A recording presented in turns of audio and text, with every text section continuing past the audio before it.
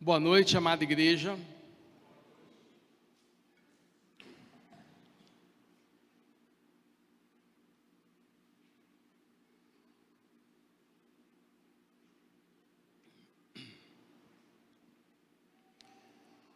Pois a terra se encherá do conhecimento da glória do Senhor, como as águas cobrem o mar. Como acreditar no inacreditável?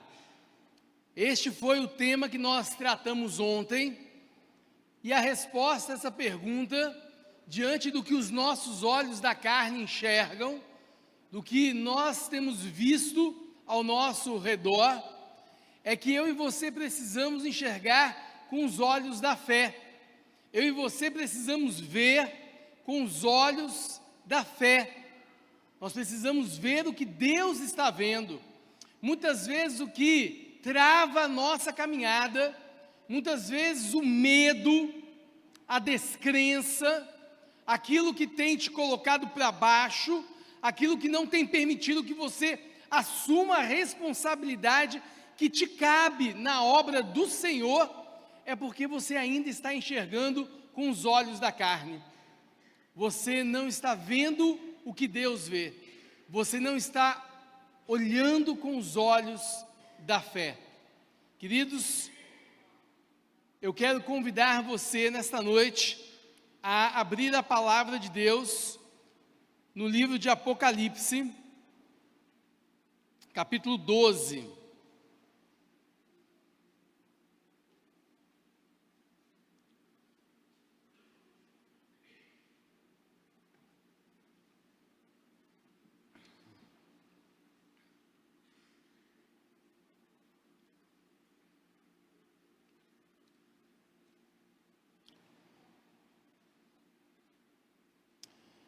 Apocalipse, capítulo 12, quero ler com os amados, vocês acompanharão atentamente a minha leitura deste capítulo.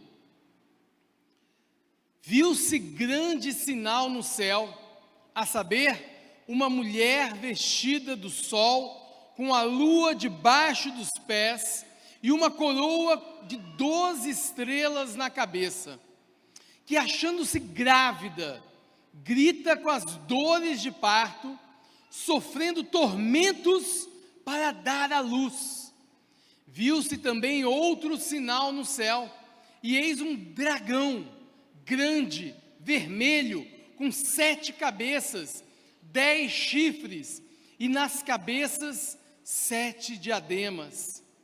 A sua cauda arrastava a terça parte das estrelas do céu, as quais lançou para a terra, e o dragão se deteve em frente da mulher, que estava para dar à luz, a fim de lhe devorar o filho quando nascesse. Nasceu-lhe, pois, um filho varão, que há de reger todas as nações com cetro de ferro, e o seu filho foi arrebatado para Deus até o seu trono. A mulher, porém, fugiu para o deserto, onde lhe havia Deus preparado lugar, para que nele a sustém durante 1260 dias. Houve peleja no céu. Miguel e os anjos pelejaram contra o dragão. Também pelejaram o dragão e os seus anjos, todavia não prevaleceram. Nem mais se achou no céu o lugar deles. E foi expulso o grande dragão, a antiga serpente, que se chama Diabo e Satanás, o sedutor de todo o mundo. Sim, foi atirado para a terra, e com ele os seus anjos. Então ouvi grande voz do céu proclamando: agora veio a salvação, o poder, o reino do nosso Deus e a autoridade do seu Cristo, pois foi expulso o acusador de nossos irmãos. Eu vou repetir esse verso. Pois foi expulso o acusador de nossos irmãos. o mesmo que os acusa de dia e de noite diante de nosso Deus. Eles, pois, o venceram por causa do sangue do Cordeiro, por causa da palavra do testemunho que deram, e mesmo em face da morte, não amaram a própria vida. Por isso, festejai, ó céus, e vós, os que neles habitais. Ai da terra e do mar, pois o diabo desceu até vós, cheio de grande cólera, sabendo que pouco tempo lhe resta. Quando, pois, o dragão se viu atirado para a terra, perseguiu a mulher que dera à luz o filho varão, e foram dadas à mulher as duas asas da grande águia, para que voasse até o deserto, ao seu lugar, aí onde é sustentada durante um tempo e metade de um tempo, fora da vista da serpente. Então a serpente arrojou da sua boca, atrás da mulher, água como um rio, a fim de fazer com que ela fosse arrebatada pelo rio. A terra, porém, socorreu a mulher, e a terra abriu a boca e engoliu o rio que o dragão tinha arrojado de sua boca. Irou-se o dragão contra a mulher e foi pelejar com os restantes da sua descendência, os que guardam os mandamentos de Deus e têm o testemunho de Jesus, e se pôs em pé sobre a areia do mar. Queridos, o justo viverá pela fé.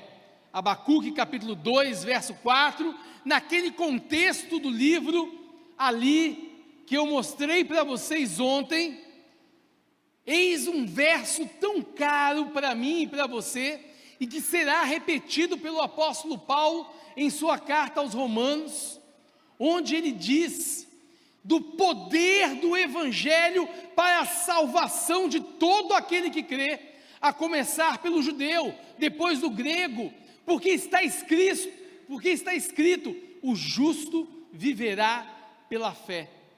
E você, querido, nesta noite, você tem vivido pelo quê? Pelos olhos da carne ou pelos olhos da fé? Como que você tem se enxergado? Como que você tem enxergado a sua história? Ontem nós falamos sobre isso, o modo como você entende a história, o grande drama cósmico em que eu e você estamos inseridos. Muitas vezes, eu e você temos uma visão pequena demais, imediata demais, materialista demais, e não olhamos com os olhos de Deus, não enxergamos a grande batalha espiritual que está acontecendo por trás do véu da nossa história, nessa meta-história cósmica, onde Deus está levando todas as coisas para a glória do nome dEle, e eu e você, nas nossas miudezas, nas nossas pequenezas, no nosso dia a dia, diário ali, na sua escola, no seu trabalho, na sua casa, na sua luta contra o seu pecado, eu e você temos sido chamados por Deus para participar desta grande história que tem se desenrolado por trás das nossas histórias. Muitas vezes nós perdemos essa perspectiva. O que nós enxergamos é o exército dos caldeus, mas Deus fez uma promessa, que o conhecimento da glória deles encheria toda a terra, assim como as águas cobrem o mar. Mas como crer no inacreditável, quando os meus olhos da carne enxergam exatamente o oposto? E então, no mesmo livro, Deus desafia a mim e a você, desafia o povo dele: o justo viverá pela fé. Meu querido, minha querida, eu e você somos chamados, convocados como povo do Senhor para uma obra missionária que não é feita com os olhos da carne, mas é feita com os olhos da fé, porque o justo viverá pela fé. E neste momento, acredite você ou não, eu iria arriscar uma coisa dificílima, porque não é a minha área. Quem canta é minha esposa, mas eu ia arriscar cantar uma música aqui agora. E eu pensei assim comigo: Deus poupou a igreja, não vou precisar cantar, porque a música que eu ia cantar foi cantada aqui no louvor, que é o texto de Abacuque. Essa paz que eu sinto em minha alma, não é porque tudo em mim vai bem. Queridos, eu e você estamos sendo chamados por Deus a enxergarmos as coisas de uma maneira diferente, não segundo os meus sentimentos, não segundo aquilo que eu acho, não segundo aquilo que eu vejo, mas diante do Deus a quem eu adoro. Quem é o Deus que me ama? Quem é o Deus a quem eu amo? Esse Deus é que define a minha caminhada. Não me guio por vistas, é o que diz a música. E não é isso que nós falamos ontem, não é sobre isso que eu estou falando hoje. Eu não me guio por vistas, alegre estou, porque eu me guio pelas promessas do Senhor. O justo viverá pela fé, e sem fé não é possível, queridos. Então hoje eu quero chamar você a continuar olhando com os olhos da fé, porque nós somos o povo da fé. O mundo pode estar desabando ao nosso redor, assim como lemos na carta lá do profeta Abacuque. O mundo estava desabando ao redor dele, mas ele foi chamado a olhar com os olhos da fé. Ainda que a figueira não dê fruto, ainda que a terra não floresça, ainda que os meus olhos não enxerguem a bênção do Senhor, mas o meu Deus fez uma promessa para mim, que o conhecimento da sua glória estaria espalhado por toda a terra. E eu me agarro nessa promessa, queridos, porque o meu Deus é o mesmo Deus de ontem, é o mesmo Deus de hoje, e é o Deus que vai cumprir todas as suas promessas.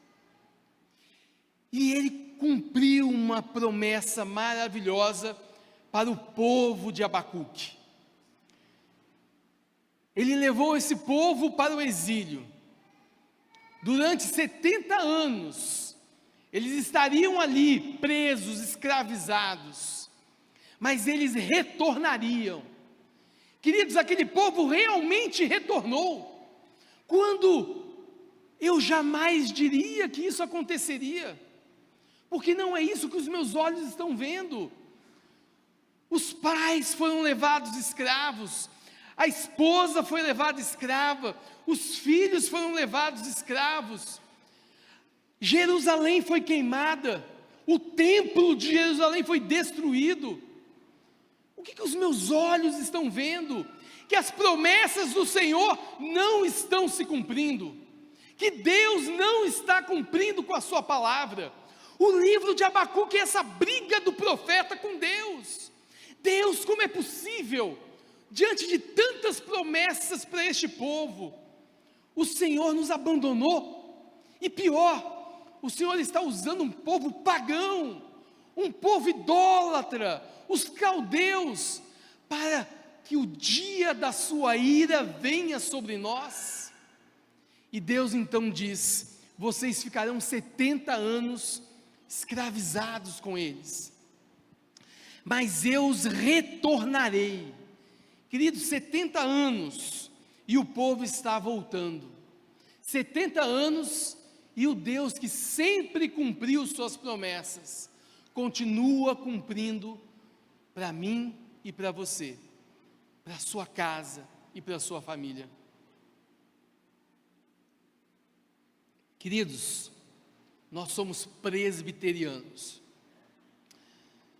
nós somos reformados, nós temos uma teologia que para mim é cara, a teologia do pacto, a teologia da aliança, a teologia em que um Deus, que criou os céus e a terra, chegou para mim e disse: Fábio, eu quero ser o teu Deus e o Deus dos teus filhos. Esta é a aliança. E de repente os teus filhos estão longe da casa de Deus, os teus filhos estão sendo escravizados, lançados para o mundo, distantes, não querem mais saber do Senhor, da promessa, da aliança. E o que os teus olhos da carne estão vendo? Que Deus prometeu e não está cumprindo a promessa dele. Mas querido, eu e você somos chamados a não andarmos, a não nos guiarmos pelas nossas vistas, pelo que os nossos olhos veem, mas pela promessa da palavra de Deus. E o meu Deus disse: eu serei o teu Deus e o Deus da tua casa, da tua família, eu abençoarei vocês. E é nessa fé que eu caminho, é nessa fé que você deve caminhar. Você deve descansar nos méritos da cruz de Cristo, porque lá são cumpridas todas as promessas de Deus. E este povo está voltando do exílio. Deus levanta Esdras, Deus levanta Neemias para a reconstrução da cidade, para a reconstrução do muro. O templo está destruído. E Deus também levanta o profeta Zacarias, um homem de visão. Queridos, são 8 visões que o profeta Zacarias recebe da parte de Deus. E o que são visões? Senão você ver o que Deus está vendo. Ontem e hoje eu tenho insistido com você neste ponto. Eu e você precisamos, como igreja do Senhor, pararmos de ver com os nossos olhos, carnais, materiais, limitados, pecaminosos, e precisamos crer nas promessas do Senhor para a sua igreja. A glória, o conhecimento da glória do Senhor se espalhará por toda a terra, como as águas cobrem o mar. E Deus está chamando você para participar dessa história. Você, tua casa, tua família. Engaje-se, meu amado. O nosso Deus é um Deus de promessas, e mais, um Deus que tem cumprido, já cumpriu todas as suas promessas. Então por que a timidez? Por que a vacilação? Eu e você somos chamados a participarmos desta obra, e Deus apresenta 8 visões para o profeta Zacarias, mas tem uma delas que me interessa aqui nesta noite, Zacarias capítulo 3, a 4ª visão. Meus amados, que texto assombroso, que texto maravilhoso. E diante do que eu falei ontem, e diante do que eu estou falando hoje, eu quero que você atente e depois leia com calma o que está acontecendo ali no capítulo 3 do profeta Zacarias, a 4ª visão que Deus dá para ele. Zacarias vê o céu, Isaías viu o céu, Ezequiel viu o céu. Eu e você precisamos de novo voltarmos a olhar para o céu. Enquanto eu estiver olhando para os meus sapatos, enquanto eu estiver olhando para o chão, enquanto eu estiver olhando com os olhos da carne, eu não verei o conhecimento da glória do Senhor se espalhando por toda a terra. Meus queridos, a igreja parou de falar no céu, a igreja parou de pregar sobre o céu, nós paramos de olhar para o céu, nós pensamos nos nossos projetos, nos nossos negócios imediatos, no nosso comércio, no diploma dos nossos filhos, naquilo que nós queremos, no melhor salário, no melhor concurso público, e nada disso está errado. Mas nós esquecemos o céu. Nós não olhamos mais para o céu. E eis que Zacarias olha para o céu e vê em visão que o sumo sacerdote, aquele que deveria então estar no templo, lembra? Passaram 70 anos em exílio, estão reconstruindo Jerusalém, estão reconstruindo o templo. E quem é que vai assumir o ofício de sumo sacerdote? Josué. Mas nós lemos no livro de Apocalipse capítulo 12, que eu e você temos um acusador, dia e noite nos acusando, e ele está lá no céu. Na visão de Zacarias, ele está lá. E o nosso acusador olha para o sumo sacerdote Josué e diz: este é o teu sumo sacerdote? Olha as roupas dele, ele está sujo, imundo. Meus queridos, o sumo sacerdote era a liderança espiritual do povo de Deus. O povo de Deus que estava voltando de 70 anos do exílio. E o que o diabo faz comigo e com você? Ele impede que eu e você vejamos com os olhos da fé. Ele impede que eu e você acreditamos nas promessas de Deus. A gente passa a olhar para as nossas roupas sujas, para o nosso pecado, para aquilo que está travando, que está atrasando, que está pesando sobre os nossos ombros, e a gente passa a não acreditar mais que há um Deus perdoador, que há um Deus misericordioso, e que Ele pode mudar a sua história, que Ele pode mudar a sua vida, que Ele pode perdoar, lavar o teu coração e te retornar ao serviço da glória dEle, independente dos teus pecados. Paulo era um perseguidor da igreja, assassino de cristãos, e se tornou o maior missionário de todos os tempos. O que é que Deus não pode fazer na sua vida? Me diz. O que é impossível para Deus na sua vida? Existe algum pecado que pode te afastar do amor de Deus que está em Cristo Jesus? Leia Romanos. Nada pode nos afastar do amor de Deus. Nada pode nos separar do amor de Deus, que está onde esse amor de Deus? Em Cristo Jesus. Não há nada, nem o teu pecado, nada, diante de uma mensagem maravilhosa e bíblica como essa, só me resta pedir perdão pelos meus pecados, porque eu tenho a convicção, a certeza de que há um Deus pronto a me receber, se eu me arrepender, confessar os meus pecados.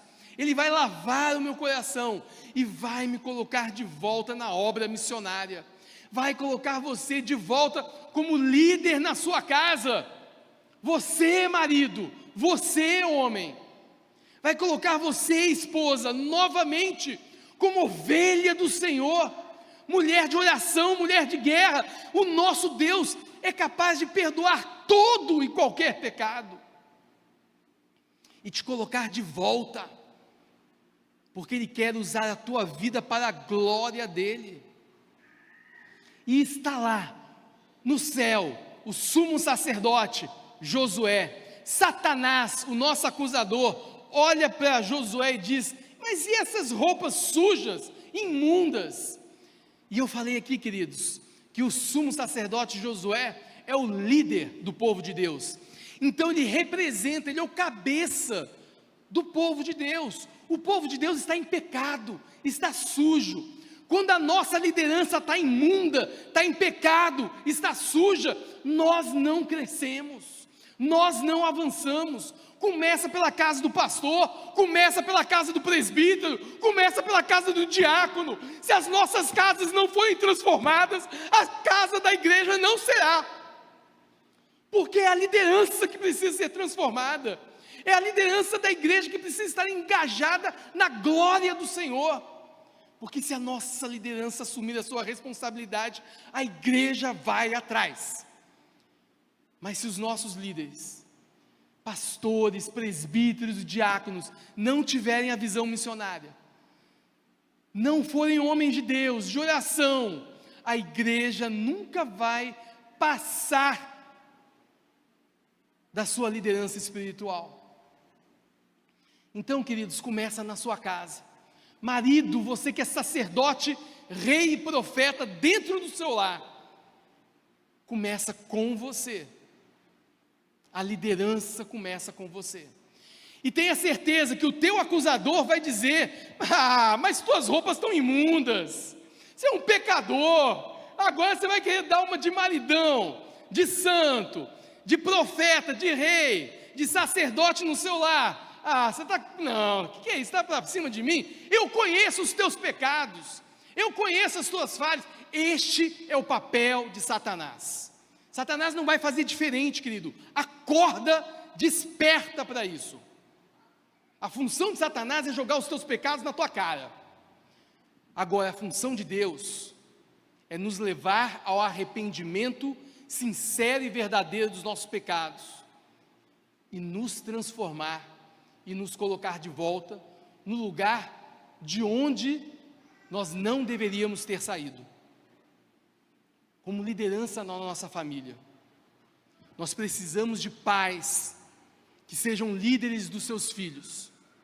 Nós precisamos de pais que sejam pastores dentro da sua casa.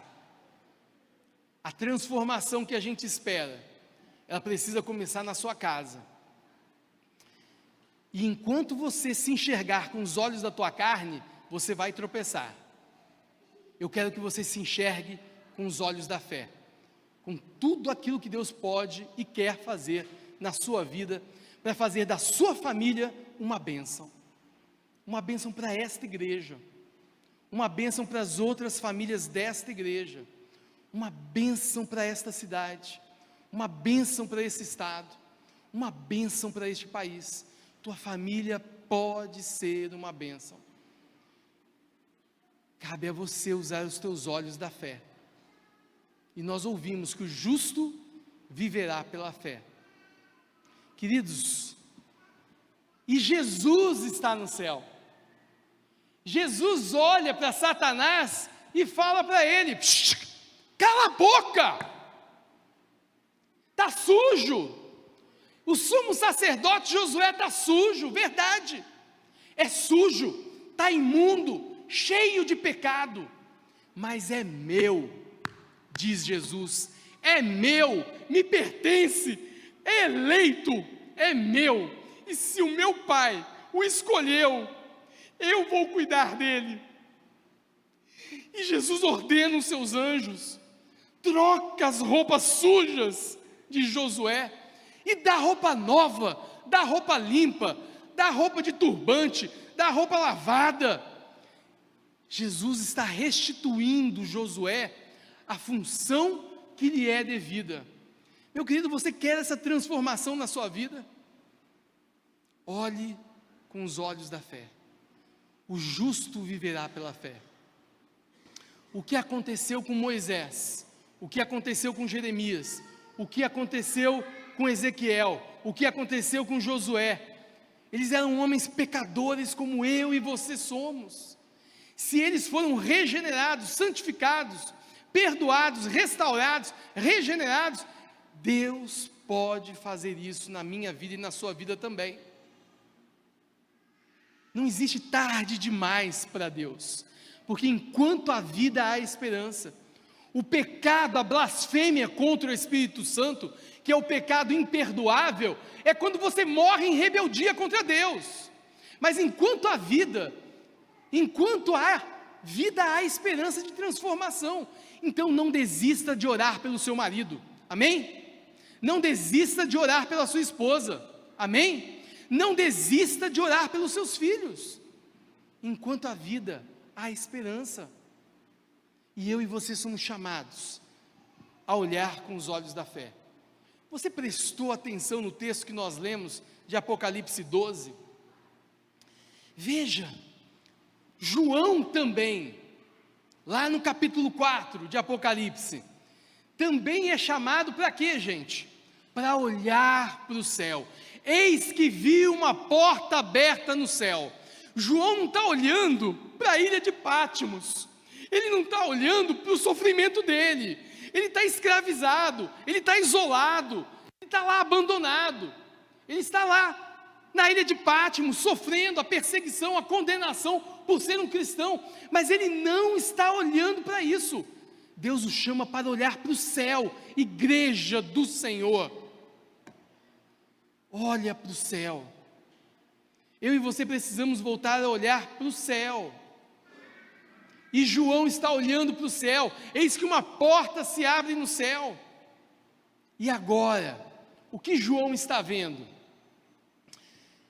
Presta atenção, porque isso agora tem tudo a ver com o que eu falei ontem e com o que eu estou falando hoje. Você já parou para pensar que aqueles pastores que chegaram na estrebaria naquela noite e encontraram aquela família simples, aquele bebezinho no coxo? Você imagina que aqueles pastores podiam em algum momento imaginar o que estava realmente acontecendo? Eu fico tentando imaginar José, que tentou até largar Maria, e também, mais uma vez, por um sonho, foi orientado a não fazê-lo. Mas ali, naquela noite, será que Josué tinha toda a visão, toda a dimensão do que realmente estava acontecendo ali? Será que Maria, quando pegou aquele bebezinho no seu colo e deu de amamentar para aquela criança, para aquele bebezinho, será que ela tinha toda a dimensão que aquele bebezinho era o Deus criador dos céus, de todos os planetas, de todas as estrelas? Era o Deus criador dela, e ela agora estava amamentando o criador dela. Será que naquela noite ela enxergou isso? Queridos, porque no texto que nós lemos de Apocalipse 12, é para nós enxergarmos o Natal, não com os olhos da carne, mas com os olhos de Deus. Apocalipse capítulo 12 mostra esse grande drama cósmico que aconteceu na noite do Natal, que talvez aqueles personagens naquele momento não tivessem a dimensão do que estava acontecendo. Como que você tem celebrado o Natal? Como que você tem olhado para o nascimento do Senhor Jesus? É mais uma festa comercial? É Papai Noel? É aquela coisa já costumeira, repetitiva, todo ano? Queridos, viu-se um grande sinal no céu, a saber, uma mulher vestida do sol, com a lua debaixo dos pés, e uma coroa de 12 estrelas na cabeça, que achando-se grávida, grita com as dores de parto, sofrendo tormento para dar à luz. Meus amados, naquele momento, assim como o sumo sacerdote Josué era representante do povo de Deus, naquele momento da história, na volta deles do exílio, Maria aqui, ela é representante de todo o povo de Deus do Antigo Testamento e da igreja do Novo Testamento. Então, neste momento, o que nós estamos assistindo em Apocalipse capítulo 12? As dores de parto da grande comissão. Para que eu e você hoje estivéssemos aqui, um alto preço foi pago. Satanás avançou sobre a igreja e sobre o povo de Deus. Herodes mandou matar quantas crianças, achando estar matando Jesus. Olha quanto sangue derramado, olha a crueza, olha as dores de parto, para que a grande comissão fosse parida, e eu e você hoje estivéssemos aqui. Muitas vezes eu e você não enxergamos a nossa história como sendo história de Deus. Eu e você fazemos parte dessa história, esta é a nossa história. Nós fomos chamados por Deus para entrarmos num grande drama cósmico que Ele fez de eternidade à eternidade. E eu queria que você saísse hoje daqui, olhando com os olhos da fé. Às vezes você olha para você e vê pouca coisa. Às vezes você olha para você e vê um pequeno começo. Mas o que isso pode dar? Como que eu posso ser uma bênção? Como que minha vida pode mudar? Mas esquecemos que o nosso Deus continua a ser o Deus do impossível. Queridos, eu ontem compartilhei com vocês sobre o momento da minha conversão. Falei que Deus faz a obra completa. Falei da conversão da minha esposa, que se deu ali junto à minha, na faculdade de letras. A cada ano, todo ano, eu sou chamado na Missão Além, porque foi lá que eu converti. Ali que eu fui parar sem ser crente. Então todo ano a Missão Além me chama para que eu compartilhe esse testemunho com os missionários que estão ali estudando naquele ano. E em janeiro de 2006, 11 anos após a minha conversão, todo ano indo à Missão Além, compartilhando o meu testemunho de conversão, em janeiro de 2006, eu estou mais uma vez na Missão Além, compartilhando a minha conversão. Terminou o culto, desço para tomar um cafezinho, estou conversando com um missionário, lá no refeitório da Missão Além em Brasília, e de repente entra uma missionária, e ela vira para mim e diz assim: Fábio, você não acredita, durante anos, nós estamos orando por uma região no Brasil, extremamente fechada ao Evangelho, não entra missionário, não entra pastor. Tinha missionário lá nos anos 70, eles foram expulsos, e nunca mais conseguimos colocar um missionário de novo nessa região. Mas este ano, Deus operou um milagre. Depois de tantos anos orando para Deus abrir as portas, Deus colocou como funcionário da FUNAI, como responsável pela área de educação dessa região, um crente. E esse crente assumiu, e ele acabou de ligar para nós, dizendo: olha, pode mandar os missionários, porque tem aldeias indígenas pedindo professor de português, e é a hora agora de a gente trazer os missionários e colocar todo mundo nas aldeias. Vocês que estavam ontem aqui, vocês lembram qual era a faculdade que eu queria fazer? Qual é? 11 anos depois da minha conversão, os índios estavam pedindo advogado, não é? Olha como que Deus leva a sua vida e a minha vida. Eu nem sabia quem era Deus, eu nem conhecia Deus, mas Deus me conhece desde o ventre da minha mãe. Deus conhece você desde o ventre da sua mãe. Deus tem preparado você desde o ventre da sua mãe. Antes de você conhecer a Ele, Ele já conhece você, e Ele sabe o que Ele tem para a sua vida, preparando você para a glória dEle. E eu estava lá, ouvindo isso, aí voltei para casa, com essa pulga atrás da orelha. Fábio, nós não temos ninguém, disse a missionária, nós não temos nenhum missionário preparado nesse momento para ir atender essas aldeias. Aí eu voltei para casa, contei tudo para minha esposa, falei: Lu, aconteceu isso, isso e isso, a missionária falou isso, isso e isso, vamos para a aldeia? Aí minha esposa virou para mim e falou assim: amor, porque a esposa da gente trata a gente assim, não é verdade? A sua esposa só fala com você assim, amor, não é? É, desse jeito. A esposa da gente fala desse jeito com a gente, amor. E minha esposa falou comigo assim: amor, eu vou com você para qualquer lugar do mundo, menos para uma aldeia indígena. Aí foi um balde de água fria, né? Momento aconselhamento de casais. Homens, presta atenção.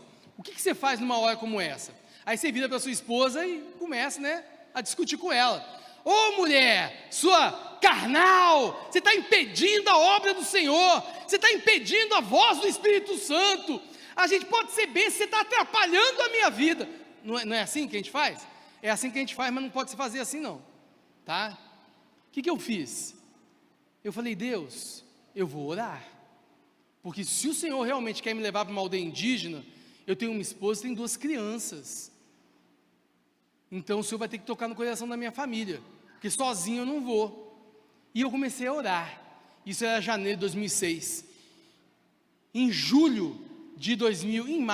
maio de 2006, a gente recebe o convite para irmos morar numa cidade chamada Canarana. E isso minha esposa tinha topado. Ela falou assim, ó, vamos pelo menos morar numa cidadezinha onde a gente possa ajudar missionários que trabalham com indígenas. Mas morar em aldeia eu não moro não. Falei, não, tudo bem. Então vamos para Canarana. Em Canarana era uma cidade que tinha um projeto de apoio para vários missionários que trabalhavam a tradução da Bíblia. Cada missionário trabalhando com uma língua indígena diferente, mas na cidade, porque eles não podiam entrar nas aldeias. Então era preciso um prédio para alojar essa turma e um pastor para pastorear esses missionários. Então foi o convite. Nós fomos, chegamos em Canarana, num almoço, aí os missionários ouvindo a nossa história, de repente um dos missionários olha para a gente e diz assim, pastor, por que você então, já que quer vir aqui e ajudar a gente, não faz pelo menos uma entradazinha numa aldeia, só para sentir o drama, só para ver como que os índios vivem, qual que é essa realidade, né? Assim, como turista você pode entrar, não pode morar, isso eles não deixam, mas como turista você podia entrar, para conhecer como que é a realidade. Aí nessa hora eu olhei para minha esposa olhou para mim, e ela fez assim, ó, se é para dar uma entradinha, aí eu topo, rapidinho, só para conhecer eu topo. Aí pronto, preparamos, né, e aí em janeiro de 2007, entramos pela primeira vez, passamos um mês lá, e eu quero dizer para vocês, foi horrível. Existia ainda dentro do meu coração uma última chama de esperança, vai que agora Deus responde a minha oração, né, só que eu estava olhando com os olhos da carne, e eu só vi coisa errada, a começar, o barco que levou a gente, que não era nem barco, era uma voadeira, ele quebrou, e aí o indígena deixou a gente, das 10 da manhã, até as 4 da tarde, debaixo do sol, no meio do mato, com perigo de onça, e a gente com 2 crianças, de 1 ano e 3 anos de idade, tentando não passar essa tensão para elas. Aí o indígena virou para nós e falou assim, ó, eu vou sair correndo aqui no meio da mata, para ver se eu acho uma aldeia, para ver se eu consigo um motor de barco, para poder voltar aqui e resgatar vocês.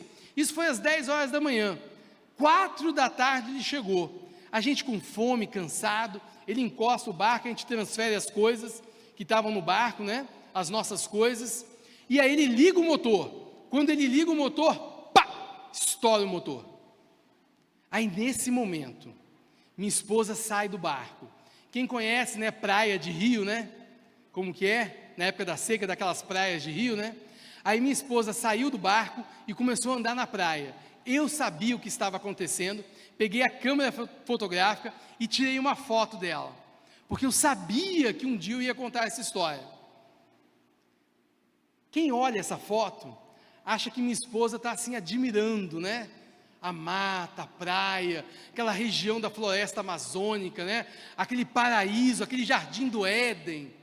Minha esposa estava chorando, estava tudo dando errado, a gente nem tinha entrado, e ela se perguntando, o que é que eu vim fazer nesse fim de mundo?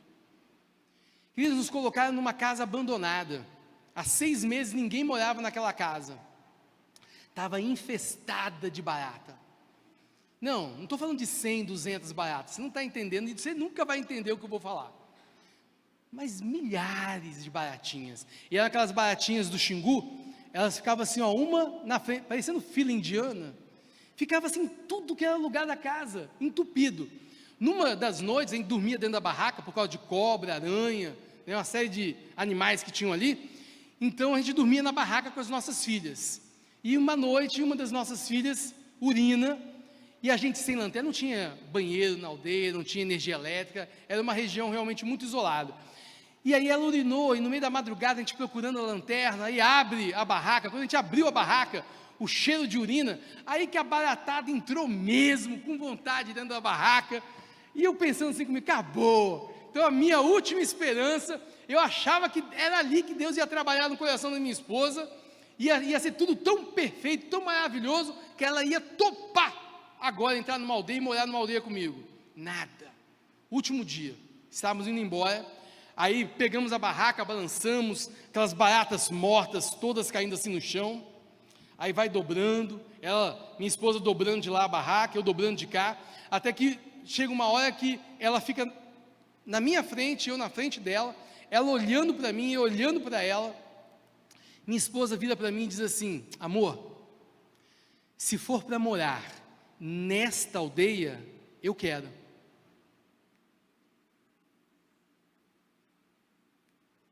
Como assim? Deu tudo errado. Você sabe por que Deus faz isso?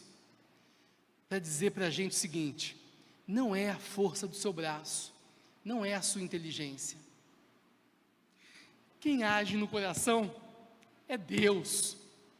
E eu me esforcei aquele mês todo para fazer o possível e o impossível para agradar a minha esposa, e deu tudo errado.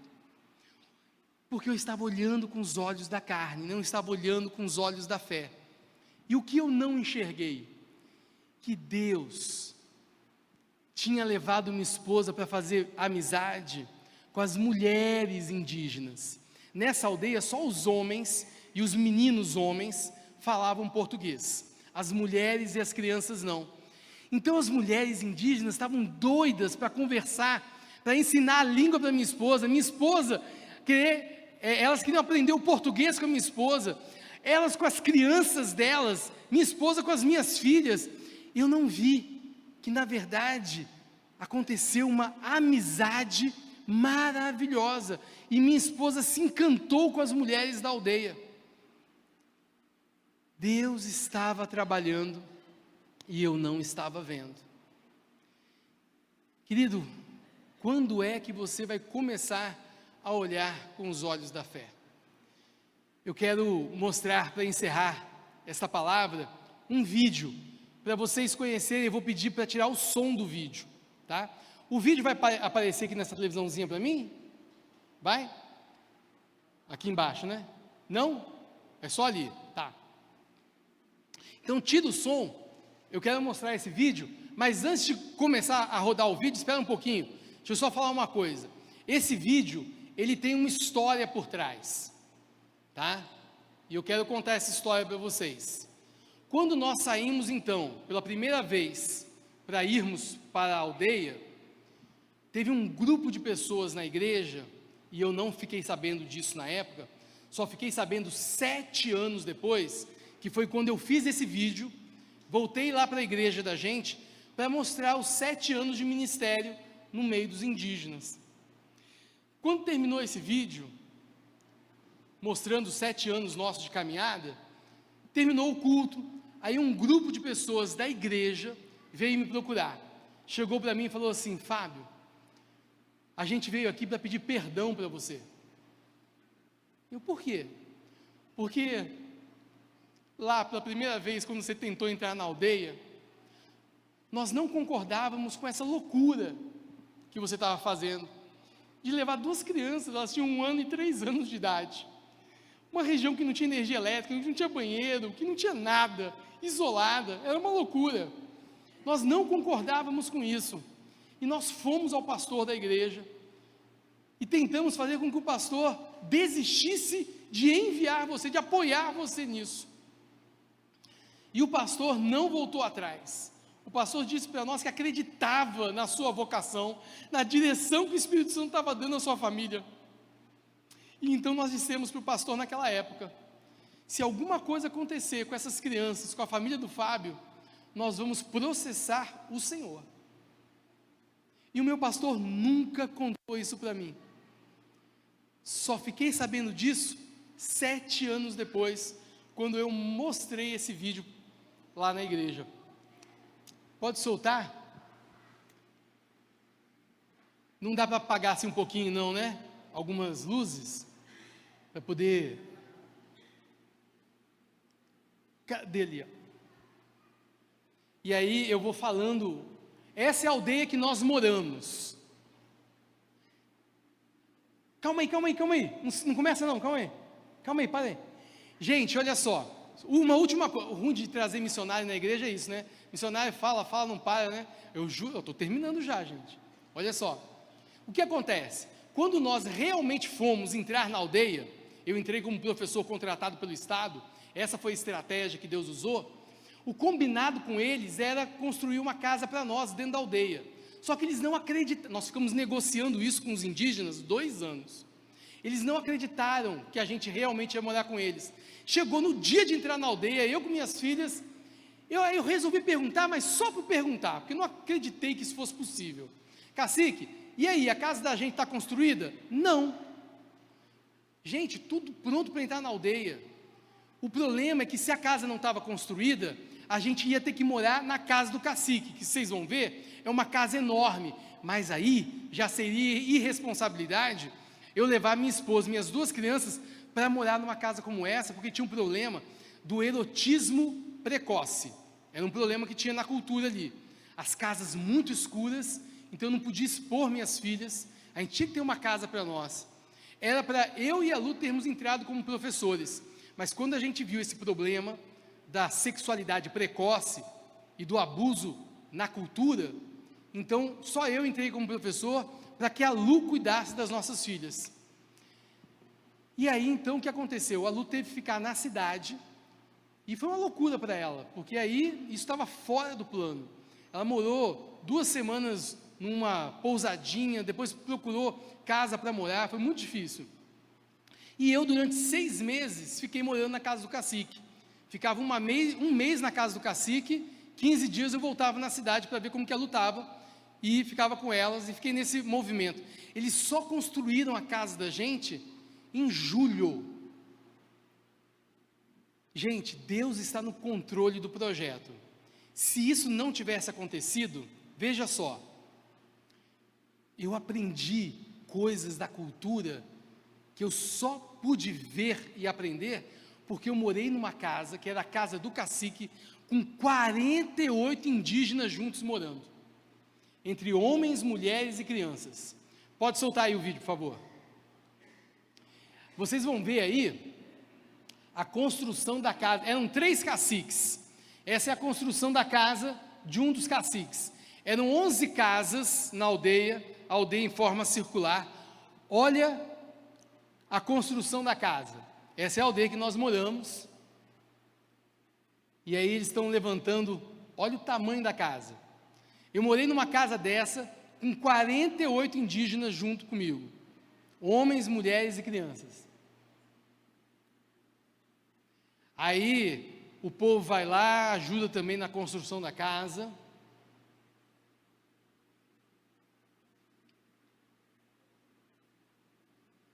Aí é a foto da primeira vez que nós entramos. Analissa está no meu braço, Gisele está no braço da Lu. Então essa é a Gisele, a nossa mais novinha, e a Analissa, a nossa primogênita. Aí nós fizemos a Missão Além, eu fiz a Missão Além 2 vezes, no ano que eu me converti, e depois voltei com a família, e na Missão Além nós fomos conhecer aqui no Pará, o povo Paracanã, e é um estágio que faz parte do curso da Missão Além, e agora nós vamos entrar finalmente para morarmos na aldeia. Esse é o mapa da região com todas as aldeias que existem, são 16 povos indígenas de línguas e culturas diferentes nessa região do Mato Grosso. Essa é a aldeia da gente, que nós moramos, e o objetivo nosso era aprendermos a língua, a cultura. Eu entrei como professor para ajudá-los, eles tinham 2 professores indígenas que ensinavam a língua, que seria a primeira e a segunda série, e aí eles queriam a escola aí, ó, eles queriam que eu fizesse a 3ª, a 4ª e a 5ª série, então nós trabalhamos na língua e em português com eles. Aí já é a casa da gente quando foi construído, ó. A casa da gente era um teto de palha, tinha uma lona preta para fazer a parte escura da casa, onde tinha uma barraca, que a gente dormia dentro da barraca, mas a outra metade da casa era a lona azul. Olha lá a lona azul, porque não tinha energia elétrica, então a gente dava aula durante o dia, tinha que entrar a luz do sol. Então a gente trouxe a escola para dentro da casa da gente. Eu peguei alguns indígenas e levei para a cidade para ensinar o básico de informática, para eles voltarem a ensinar informática na aldeia. Qual era o meu objetivo? Ver quem é que no futuro ia despertar para mim ajudar na tradução da Bíblia. Então eu precisava de ver quem é que estaria mais capacitado. Aí já é a gente começando a fazer a tradução da Bíblia. Essa é uma escola, a mim, em Chapada dos Guimarães, professores visitando a gente. Depois a gente foi morar lá. Na cidade, quando nós já estávamos morando na cidade, nós fizemos vários cursos para ajudar os indígenas. Esse foi um curso para preparar os professores indígenas, para eles darem aula. Esse foi um curso para prevenção de álcool e drogas.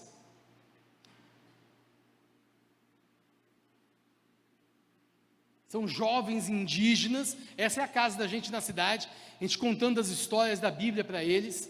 Levamos eles no Complay, que é o Congresso Nacional de Pastores e Líderes Evangélicos Indígenas, isso em 2012, e primeira vez que eles saíram, as mulheres ficavam trancadas em casa quando elas acompanhavam os maridos na cidade, elas praticamente não falavam português, então nós fizemos parceria e oferecemos curso de material de limpeza e sabão, e bolo e biscoito, para ter a mulherada junto com a gente. Elas quase que não entendiam nada do que estava acontecendo, mas a ponte da amizade era fundamental para a gente, tê-las junto conosco. Aí foi um curso, que é uma parceria com o Mackenzie, nós pegamos vários missionários e preparamos eles para serem alfabetizadores. Queridos, isso aqui foi uma conferência missionária, aí, quando a gente foi para a cidade, a gente começou a trabalhar o projeto de plantação de uma igreja multiétnica. Eu trouxe 2 pastores indígenas para pregar na igreja, para indígenas e não indígenas. Foi bênção, gente. Isso foi um curso que a gente deu também de flauta. Então são as crianças indígenas e não indígenas, pregando, tocando louvor, que a flauta faz parte da cultura deles, né? Aí que o barco quebrou, aquela cena ali do barco quebrado, da história que eu contei para vocês. Depois nós fomos para Chapada dos Guimarães, no Instituto Bíblico chamado AMI.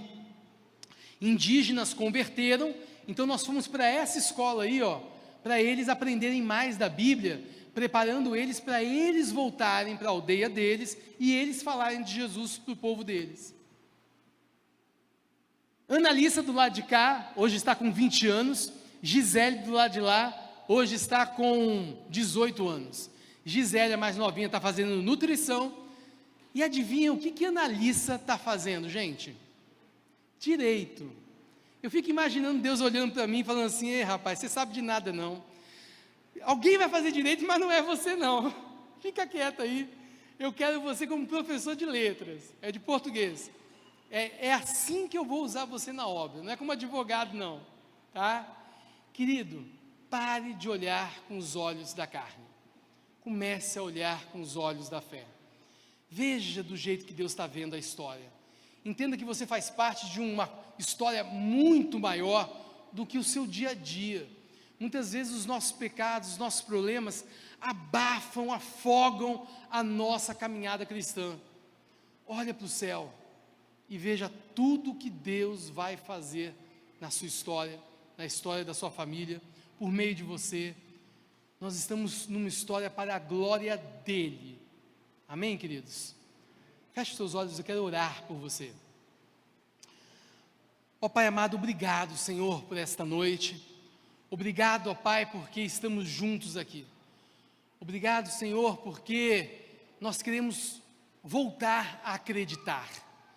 Nós queremos, mesmo que os nossos olhos da carne não estejam vendo, nós queremos ver com os olhos da fé. Porque o justo viverá pela fé. Porque a promessa é sua, não é nossa. Então nós queremos nos agarrar nas suas promessas. E o Senhor é um Deus imutável, um Deus fiel. um Deus que honra o teu nome. Se o Senhor prometeu, o Senhor vai cumprir. Que a gente descanse nos méritos da cruz. Eis que todas as promessas foram cumpridas na cruz do Calvário. Que a gente possa correr e levar nossas famílias aos pés da cruz. É lá que o milagre acontece.